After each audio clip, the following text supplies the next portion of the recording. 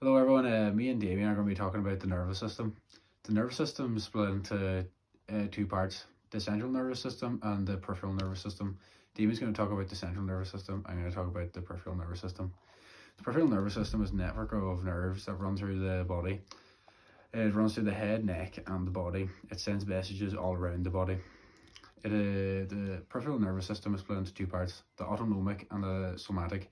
The autonomic is a two neuron system, and the neurons lie outside of the central nervous system. The somatic system is a single neuron system. The motor neurons lie inside the brainstem or on the spinal cord. As we can see here, this is a diagram of a single neuron.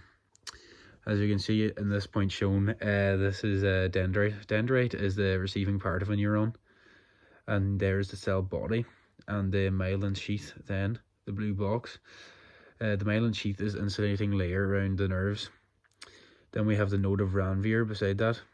The node of Ranvier allows generation of fast electrical impulses along the axon.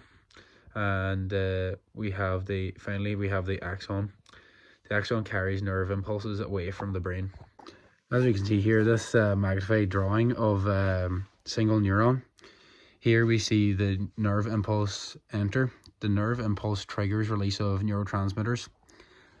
This part shown here, the channel is closed without neurotransmitter, and to the left of that, the channel opens with transmitters attached to the receptor, and then finally, the electrical signal is sent throughout the body. The central nervous system is the body's processing center. The brain controls most of the body's functions, such as awareness, movement, thinking, and speech. The central nervous system consists of the brain and the spinal cord.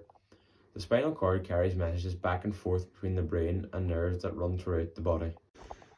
In this reflex action diagram, we see when pain receptors touch the candle, the impulse runs throughout the body, then the muscle contracts and withdrawn parts are then being stimulated. The impulse travels up afferent neuron towards the cell body of afferent neurons. In the second diagram of the central nervous system, we see the pituitary gland. The pituitary gland is a small endocrine gland located at the base of the brain below the hypothalamus. The cerebrum is the largest part of the brain and handles conscious thought and actions. The cerebellum is located at the back of the head, above and behind where the spinal cord and brain meet. The spinal cord is a cylindrical structure running through the spine from brainstem and lower back. The brainstem is a stalk-like portion of brain. The body fornix is a C-shaped bundle of white matter located below the corpus callosum.